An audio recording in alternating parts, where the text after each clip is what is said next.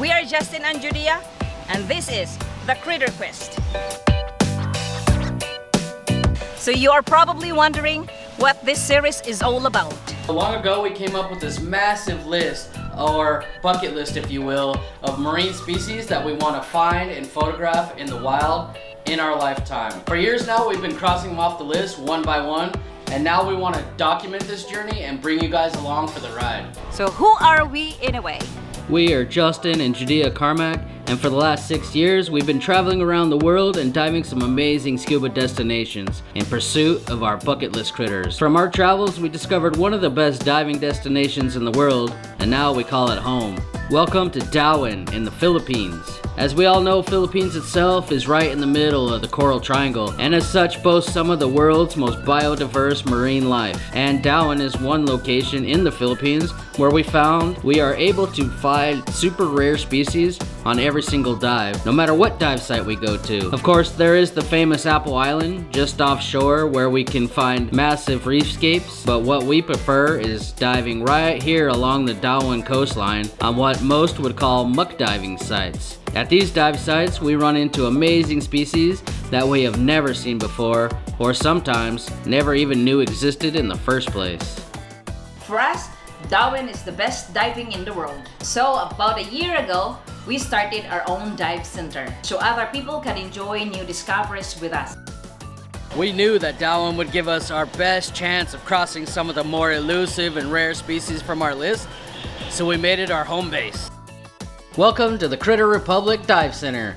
We are SDI and TDI 5-star training facility with instructors and instructor trainers on staff where we can give any level of courses from very beginners all the way to technical dive instructors. Being able to offer people high quality training was important to us when we started this facility, but even more aligned with our mission, we were also able to put together some of the best dive masters and macro critter spotters on the island, which will be essential in helping us cross species from the list. Alright, I'm getting my camera together and here is the plan. I got my Olympus EM5 Mark III with a 60mm lens in there and my Nauticam housing. But I also got a video light because I need to film what we're doing for you guys as well as the bucket list. But I also have a strobe, so I got a video light and a strobe on each side. I can take awesome videos. If it's a bucket list critter or something really cool, I can take a photo as well. So the mission on this is, of course, try to find some critters with our spotter that are on the bucket list. But the thing about the ocean, it's not like a birding list where you have an exact species, exact list of species that you want to see for birds and take a photo. In the ocean, there's so many species that we don't even know about. So I might have a really good list of things I do know about and that I want to see, you know, based on online forums and scuba magazines and things like that that I've seen that I want to see. But I have to leave a lot of empty space in the critter bucket list for things that I find that I didn't even know about that are definitely worthy of being in the list. So on every dive we go out trying to find, you know, frogfish or whatever, and then I end up running into something amazing. I'm definitely leaving up space for that because it happens on every dive here in Dauin. So I'm gonna get this camera together. Judia's getting ready. Noel, our spotter for today, is getting ready. We're gonna go straight out and see what we can see. I'm adding a tripod today, a cheap little bendy tripod, so I can get some steady video shots. And yeah, let's go get our gear together, our scuba gear, and I'll show you what we're using for that. So with everything set up perfect for us to be able to find really rare species on our list, all there really is left to do is get geared up and go. You ready to go dive? Yeah. Let me see what mask you got. Your little pink Maris one. Your Aqualunga. What's it? Wetsuit. Where's your BCD? Of course, you're grabbing the pink BCD. Oh, look at that. Well, yeah, we got a bunch of them, but you gotta get the pink one. Where's your fins? It's right there. It's okay. Oh. Those are nice. Apex Arcade 3s. Bikini. Let me see. Sponsor, please. Please sponsor Judia. All right, get changed. I'm gonna go get geared up and let's get ready and go dive. I'm gonna use different gear on every dive in this episode just to kind of give like a review for you guys and test them out myself. I'll even do different configurations, like maybe tomorrow I'll do twin sets. But here is my favorite regular back mount BCD that I have so far, X Deep. I love these guys. X Deep, hit me up. We could be best friends. This is my stainless steel backplate, so it's a little, I think it's like 3.5 kilos, pretty heavy. Not perfect for traveling if you're doing a lot of traveling, but it's heavier. I don't need as much weight. I love this thing though, and of course it's a backplate and harness system, so it's configured to me perfectly. I love this thing. So I'll be using that for today on the first dive. I got my, let's see, Aqualung Titan regulator, and I always use, not always, but if I'm not teaching or something, I have a long hose I use. So I got my long hose configuration today, little Aqualung Titan regulators. These are, I guess they're my favorite, but there's so many regulators out there. There's a lot of good ones, but this is what I have right now. They're a bit expensive. On the next dive, I'll show you some of my other regulators that I really like and try to see what ones I like best. So as usual, using my Scuba Pro jet fins. Absolutely love these things. I use these for recreational, side mount, twin sets, deco dives with 4 or 5 takes. It don't matter. I love these things, and they have a lot of dives. My black ones probably have 2,000 dives, and I just got these white ones, which are really, really hard to get in Asia. And then of course, as usual, my Halcyon dive mask. I love Halcyon. They're way overpriced, so I don't have a lot of other Halcyon gear, but their mask, I don't mind spending $200 because this thing is awesome.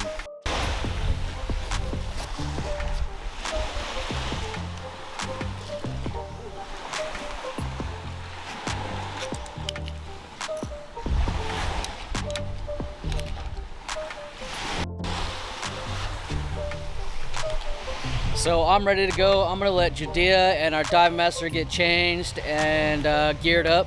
I'm gonna get changed, get the camera ready, and then we're gonna go out. It's such a perfect day.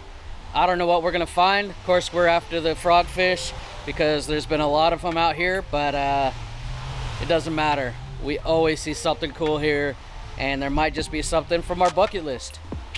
Anyway, we'll see.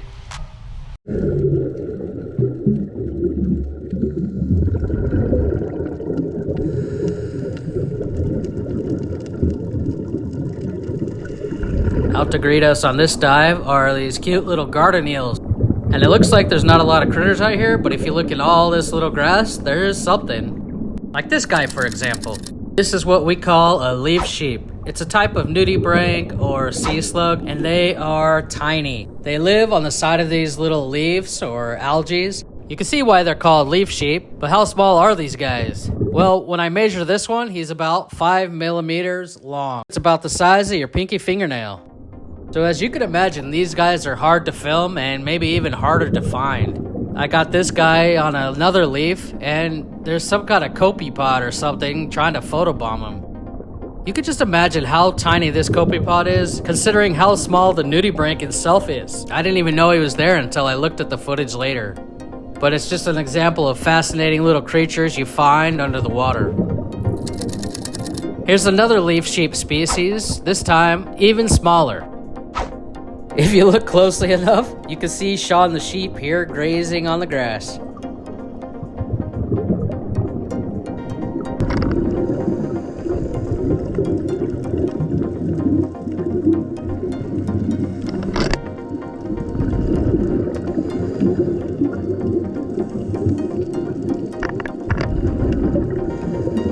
The next little dude we run into out in the sand is this file clam, or flame scallop as they're called. These guys are fascinating. I don't see a brain or any internal organs at all, yet these guys can sense my light and my presence and try to get away constantly. And nearby to him on this soft coral is a candy crab, one of the most fascinating and most well-versed in camouflage little crabs I've ever seen. These guys are a favorite for all photographers and videographers because of their vibrant colors and their ability to blend in with that beautiful soft coral. But as awesome as these are, we're here to find frogfish. And that's exactly what we run into next.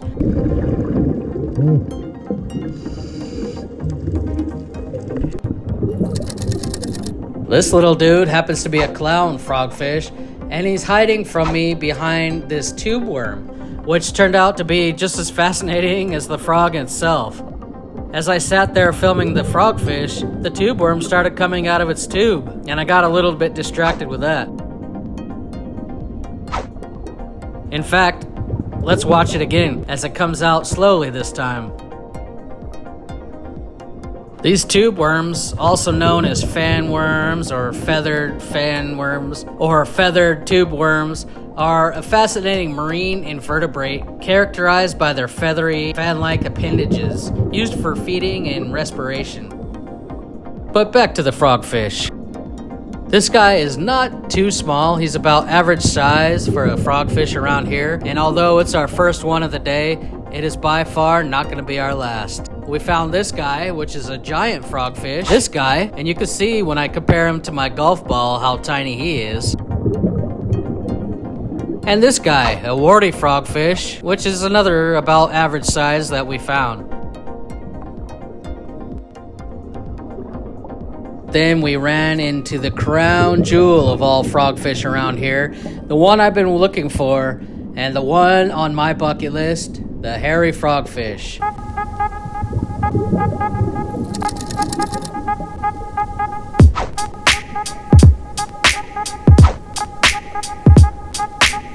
Now these guys are fascinating, they're unique, and they're really what all photographers and divers are looking for. You can see this guy, he's got his little lure out, which is also unique. It's a little bit different than all the other frogfish. It uses that to, just like a fisherman, to do some angling and attract other fish, while he's completely camouflaged and blends into his surroundings.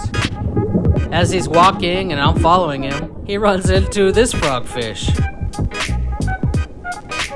Now this orange frogfish is hidden at first, then all of a sudden the hairy notices him and the pursuit is on. Now this isn't going to be some high-speed chase you see on the news. This is going to be a slow-motion frogfish chase, and we all know that frogfish don't like to swim. They walk along the sea floor, and even though this guy's hungry, nobody's in a hurry today.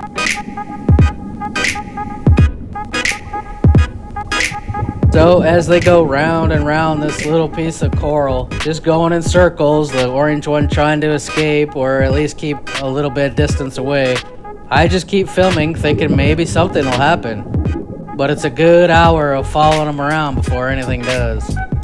Getting closer and closer. And just when I think things are going to happen and he's getting close, the other one takes a walk himself.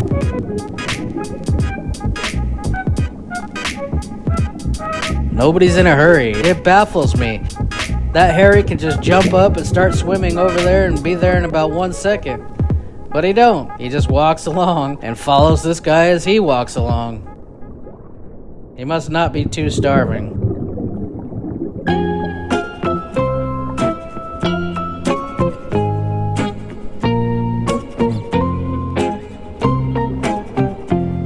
As you can see here, he's trying to entice the orange guy with his lure, but I don't think it's working.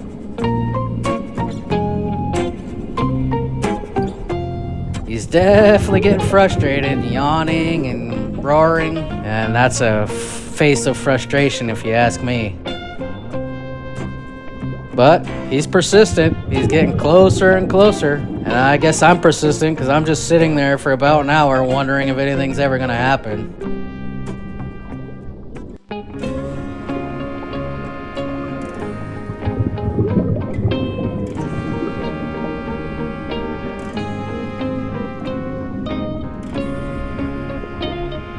I was just thinking this is a good shot at this point. I didn't think anything was actually going to happen.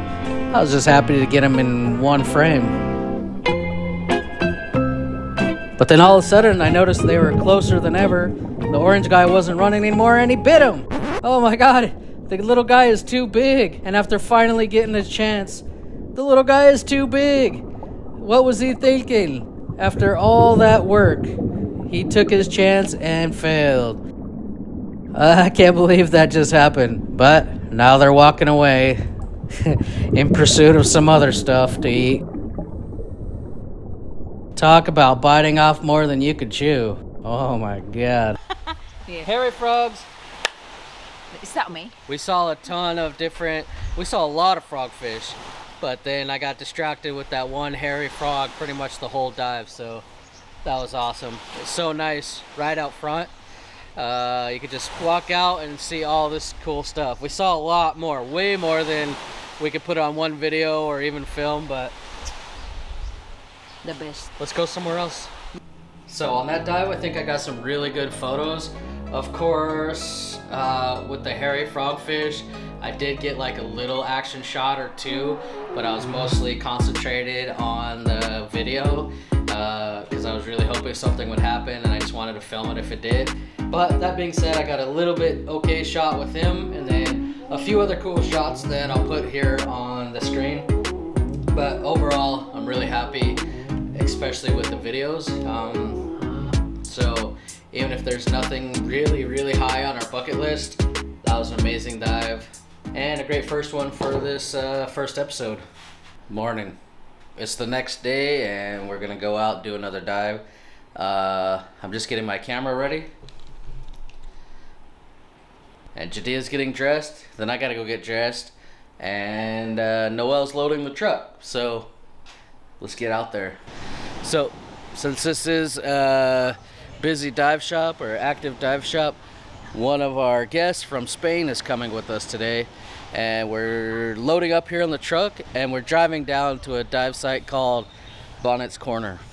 You getting ready? Yeah, I'm getting ready. Let's see what you got. Ooh, fancy. So we're gonna go to Bonnet's Corner and hopefully see some octopus. So the dive site we're going to is called Bonnet's Corner, and it's kind of an iconic dive site that either people love or they hate, depending on the day. The reason they would hate it is because it is barren, nothing. No corals, nothing like that to see. If you're not a muck diver or macro spotter, hunter, don't go to this dive site. But, well, the other reason they don't like it is because certain times of every day there's a huge current. It's basically a drift dive, so really hard to film or photograph on that kind of dive. So the reason they love it is because there's so many critters there. Especially in October. October is octopus season, and I've seen up to 35 octopus on one dive before, and it's almost guaranteed you'll see at least 1 to 5 on every dive during that season. Right now it's not octopus season, but we still see a ton of critters. I'm really hoping to find some rare little gobies or shrimp. There's a lot of funny little box crab. There's always cuttlefish, broad club cuttlefish at this dive site. I don't know what we're gonna see, but Judia hasn't been to this dive site, even though we've been here a long time, so it should be fun for her. Or it's gonna be horrible, who knows? But it's early enough in the morning, I think we skipped the currents. Let's just hope we see something cool.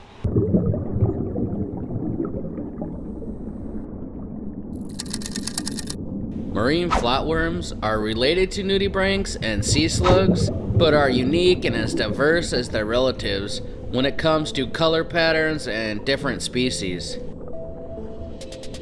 Even though flatworms are arguably just as interesting, there are entire fan clubs around nudibranchs, and because of that, there is much more research that goes into them than flatworms. So most of them are difficult to find names for or information. Well, luckily they look cool. These vibrant marine flatworms are soft-bodied invertebrates found in oceans worldwide. Renowned for their striking colors and intricate patterns, they play vital roles in the marine ecosystems. These fascinating creatures exhibit remarkable regenerative abilities and unique mating behaviors, making them intriguing subjects for marine biology studies. They're often mistaken for nudibranchs due to their vivid hues. They glide gracefully over the ocean floor, feeding on small invertebrates and debris. Their flat, ribbon-like bodies allow them to maneuver through tight spaces, contributing to their adaptability and survival in diverse marine habitats.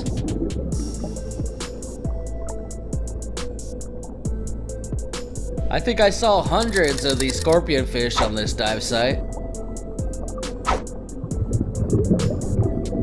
Although I have seen plenty of flamboyants here in Dauin, it was always near the top of my bucket list before I had. Even now that I have filmed dozens of these guys, they're still in my top 5 favorite critters of all time. These guys are completely fascinating and, not surprisingly, a massive favorite for divers like me who would fly halfway around the world to see one. I'm just lucky enough to be able to see them year-round right in my own backyard. The flamboyant cuttlefish is a mesmerizing marine cephalopod found in the warm coastal waters of the Indo-Pacific. Renowned for its dazzling display of colors, it uses vibrant hues and striking patterns to communicate and ward off predators. Unlike most cuttlefish, this species is often seen walking along the seafloor on its arms, not swimming. Despite its small size, the flamboyant cuttlefish possesses potent venom for defense and hunting.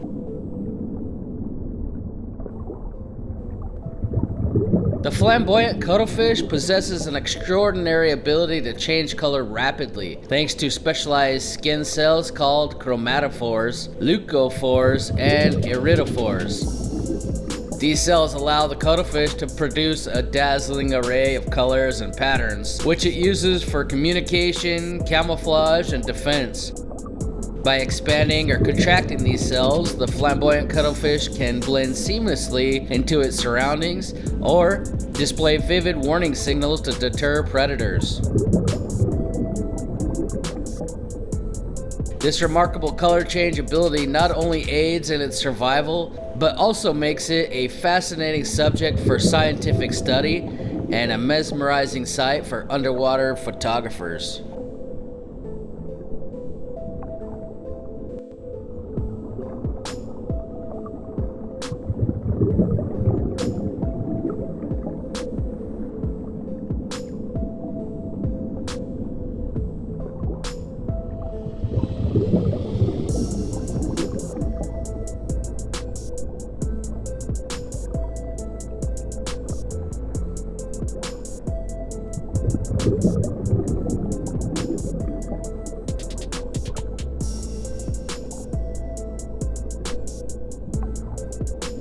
Now this next critter is not only on my bucket list, but I've also never seen it or been able to cross it off.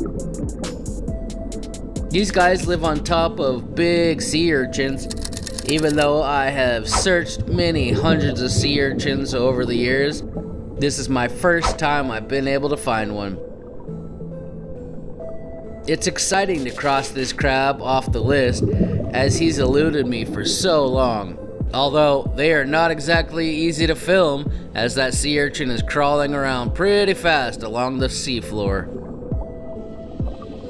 These zebra crabs exhibit a fascinating symbiotic relationship with their sea urchin hosts, often choosing fire urchins for their vibrant and spiny protection.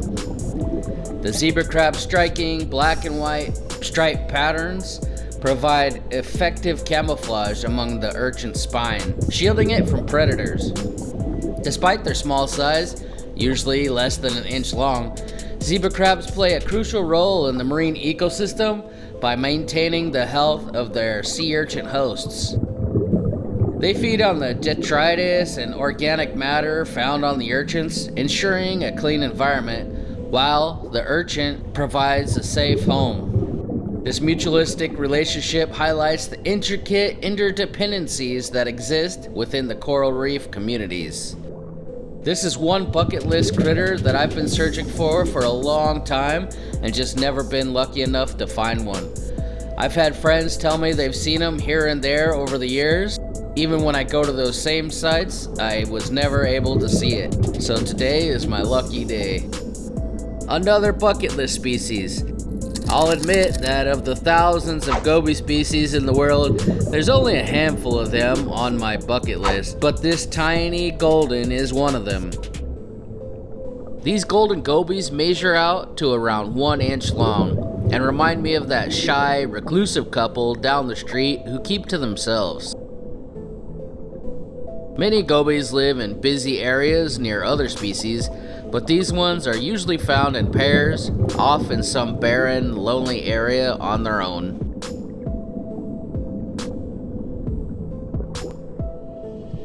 These guys are really cute, and as you can see, I even got lucky enough to film them taking care of their tiny eggs.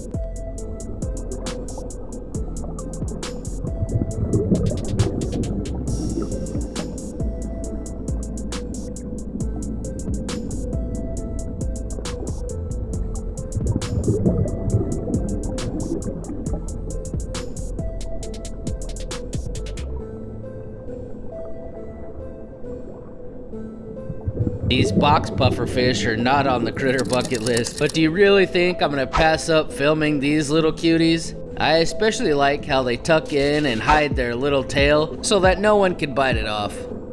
So sometimes I see 20, 30, 40 of these box fish, and I might have become desensitized to them because I usually just kind of ignore them. But when I bring a new diver down, I'm reminded of how cute they are by how excited the divers are to see them. So when I think about it, these guys are really cute and fun to film.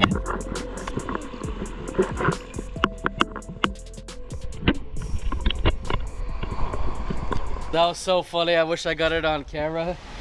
She was diving and swimming along, and there was a sea snake under her, and I thought she saw it because it's right under her. And I went like this. She looked down just for half a second and then took off running.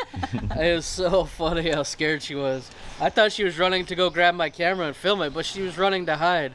And then the rest of the dive, she was hiding behind my tank, like pushing me down, hiding, peeking around my tank, making sure there's no snakes. Yeah, if she could have ran, she would have ran. That was so cute. So cute. So cute. They're going to bite you. So cute. So, where do you want to go next? Let's go to San Miguel. San Miguel or Maldives? Okay, how about San Miguel? One thing this dive site has a lot of is cockatoo waspfish. Although I assume this is some kind of scorpion fish, I have no idea what it is, as I've never seen one before.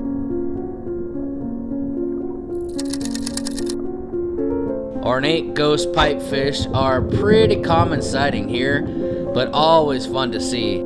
I always find it fascinating how these guys adapt so well to mastering camouflage. As you can see, this guy blending in seamlessly with his feathered sea star home.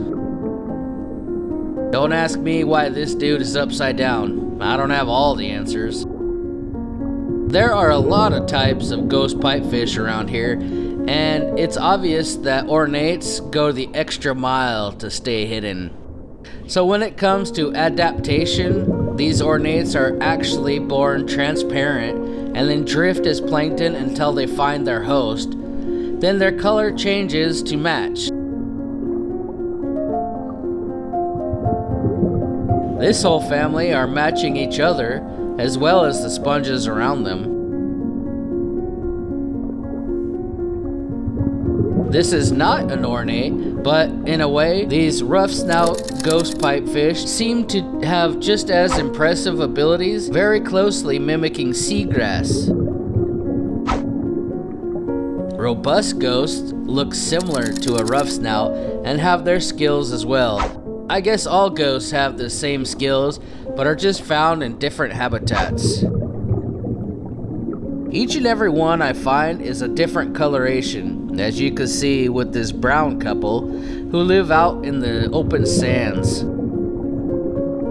If you look closely, you see it's not just the colors that change, but the patterns and textures as well. Those splotches look a lot like algae on grass to me.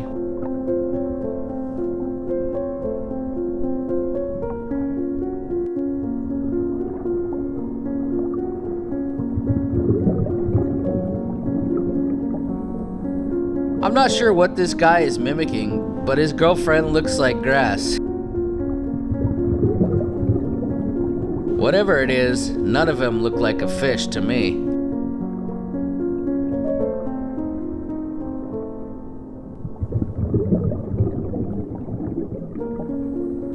Then we ran into the rarest ghost I've ever seen, the velvet.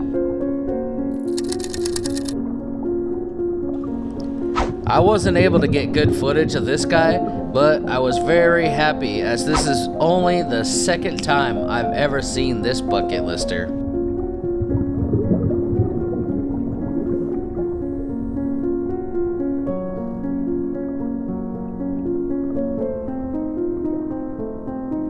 Later on in the dive, I ran into another family of ornates, and one of them was full of eggs, which was a challenge to film. You can imagine how tiny those were. Ghost pipes hang on to their fertilized eggs on a little pouch on their abdomens, and they just roll them and mix them up all day to keep them clean and oxygenated. You can see the tiny eggs here, and I am here to assure you that they were very hard to film with my giant camera, as this tiny 4-inch tall pipefish moves around constantly through the grass. Unlike seahorses, a close relative, females carry the eggs, not the males. They keep them safe and clean, and then the young will hatch fully formed, ready to drift as plankton until finding a home of their own. These beauties are not the last critter we ran into on today's dive, and I'm thankful for this last one. It's not octopus season, but our rarest and most sought after puss makes an appearance. Now the reason that this mimic is admiring itself in the mirror is because mimics are notorious for darting down into the sand when approached. So in the odd chance that we see one, we carry this small mirror, which is the only thing that makes them come out of its hole. I don't know if he's looking at himself or thinks it's another mimic who wants to fight, but it did do what we hoped it would, and he got out and started swimming. Is he trying to mimic a swimming flounder here? I don't know, but either way, there is a reason why these rare octopus are a bucket list critter for any diver. And once you cross a mimic off your list, you can't help but wonder what other octopus is even more rare, waiting to be found.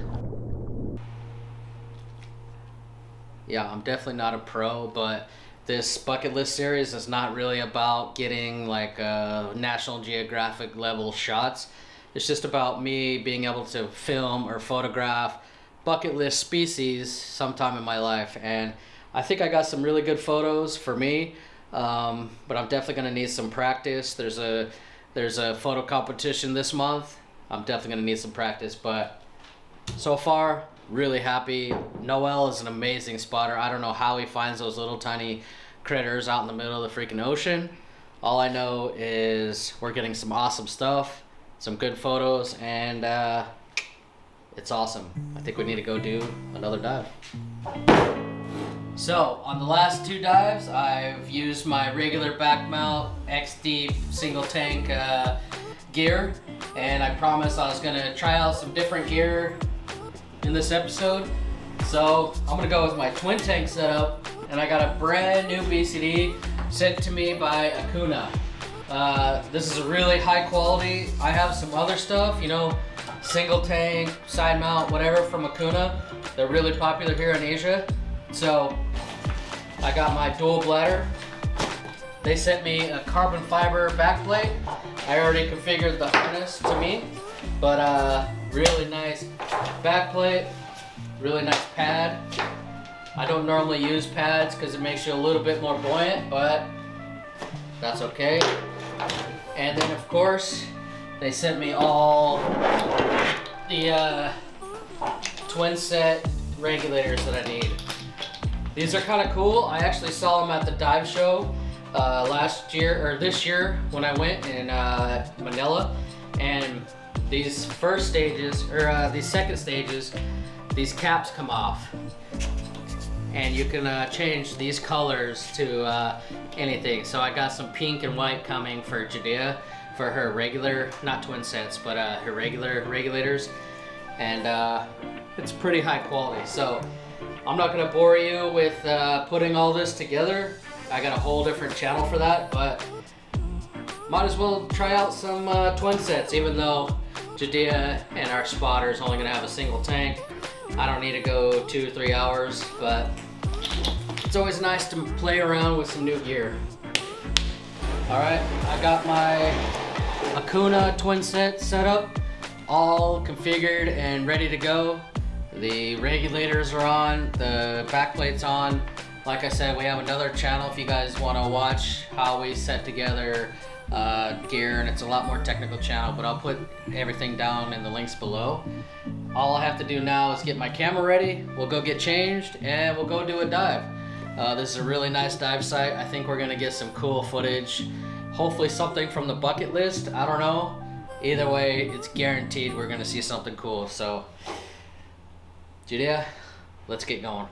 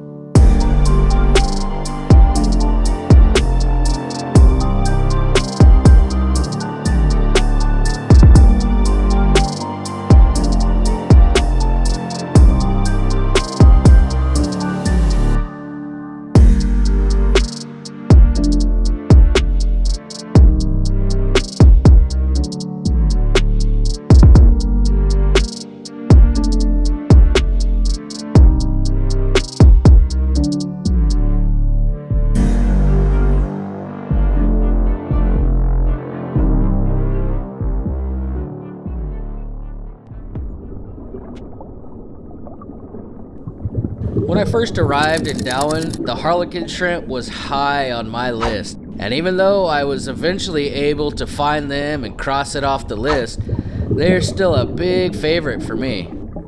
Just look at those unique and massive claws, as well as the color patterns, and you'll probably add this one to your list as well. Right next to the harlequin was the spiny tiger shrimp, which I've also crossed off the list already. Both of these shrimp are rare and hard to find, and generally not social with other species, so I was amazed to find them together. So of course I really wanted to get both of them in one shot, and it required a lot of patience. This sea cucumber wandered by, checking out the Harley with its weird little feet. I kept waiting, and it was never a perfect opportunity, but I was finally able to get 2 bucket listers in one frame.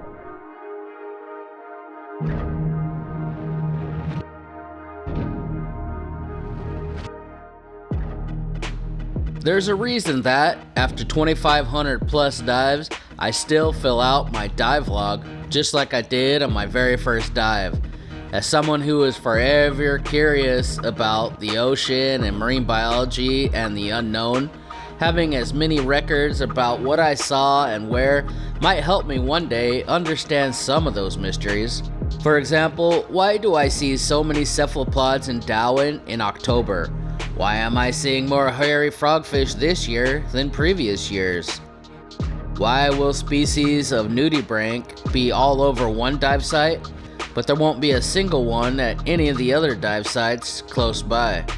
By documenting species and when or where I found them, both with video and these logs, I can at least look back and compare notes. And what is it about the critter bucket list? Well, if you're a birder, you know that all birders have what they call their bird life list, which is about the same idea. Just a massive list of birds they want to see in their lifetime, and the rarer the bird, the better. Well, my list is for marine species, and it's massive. This series will let me bring you along on my never-ending search to find them, which will make it all that much better. Everything is more fun when it's shared.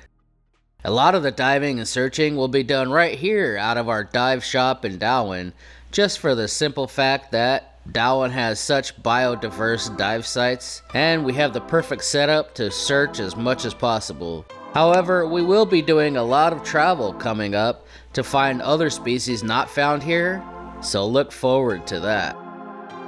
So on this episode, we got to dive 4 dives here at the Critter Republic House Reef. We went down the road to San Miguel dive site, then we went to Bonnet's Corner, and last dive we went to Zamboanguita, the next town over, to a dive site that I call the Thalata House Reef. And we got to see some amazing stuff, crossed some stuff off the bucket list that we never seen before, and saw a lot of cool stuff that I'd already seen, but that was on the bucket list previously. I want to give a huge shout out to Akuana for sending me this dive gear to try out with my twin sets. On the next episode, I'll be trying out more brands and gear, so let me know if you guys are interested in that. And of course, I have to give a huge shout out to our channel members. We're putting a whole bunch of little members only clips that are about 1-minute episodes. We got a whole bunch of them coming. We're uploading those right now, and it's the same thing where we're going out with different people, our customers, our divers, our friends, you guys, subscribers, going out and searching for our little critters. So that's a whole nother series, same quest, same bucket list, but that's for you to say thank you to my members for helping making this channel happen. If you guys want to come diving with us, I'll put the links down below. We have a liveaboard in April going to Tubataha National Reef. It's going to be an amazing dive. Or you can just come here in Dauin and join me and Judia and do some amazing muck diving, see some amazing critters. But what I really want to know is if you guys have a bucket list of your own. Am I the only one with the marine species bucket list or critter list of things I want to see in the wild before I die? Let me know. If you're a birder or a reptile guy, let me know if you have a list of that. And I want to hear your stories, so let me know in the comments below. We've got big things coming in the next few episodes. We're going after some really rare species that I've been hearing about that are around town. We're going to be doing some travels to other islands and dive destinations and bringing a lot of subscribers and you guys along with us. See you guys on the next one. Subscribe!